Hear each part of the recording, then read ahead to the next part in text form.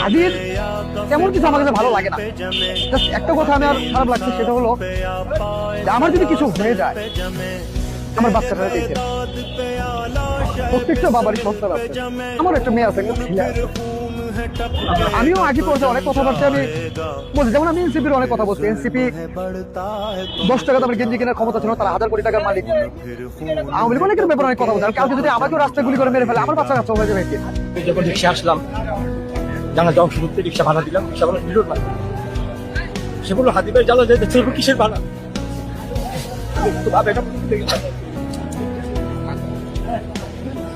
তার জানা যে অংশ না, আমি মনে করি অন্যায়ের প্রতিবাদের একটা প্রতীক।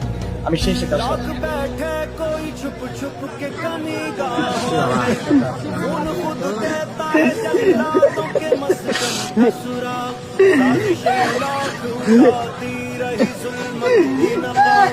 लेके हर बूंद निकलती है हथेली पे जरा।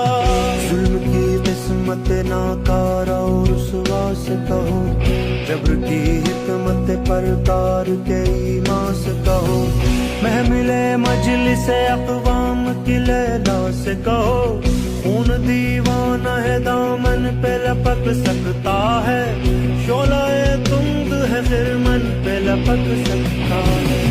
तुमने जिस खून को मक़तल में दबाना चाहा, आज वो कूचा बाजार में आ निकला है।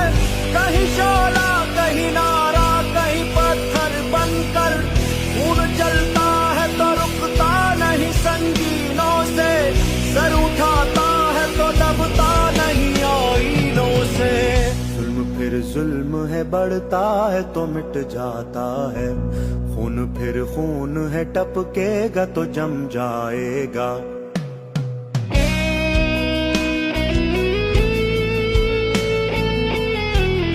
উনি আমরা একদিন পদের উপর ক্যাম্পেইন করেছিলাম, এটা ওনার এত ভালো লেগেছে, উনি বলেছে উনি এবং ওনার ফ্যামিলির 11টা ভোট এইটা আমার জন্য নিশ্চিত করেছেন, এবং উনি শুধু ভোটটা দেওয়ার জন্য ইউএস থেকে বাংলাদেশে আসবেন, কিন্তু ওনার শর্ত হলো আমরা যেন সরে না যাই। এর মানে এইরকম যে একটা মানুষ যে তার প্রার্থী খুঁজে পেয়েছে, এরকম 500 মানুষ যদি প্রার্থী খুঁজে পায়, তাহলে এটা একদিন 5 লক্ষ ছাড়িয়ে যাবে ইনশাআল্লাহ। দেখেন এই 5 বছর দেশ না, 5 বছর রাজনীতি আমাদের অনেক লম্বা সময় করতে হবে।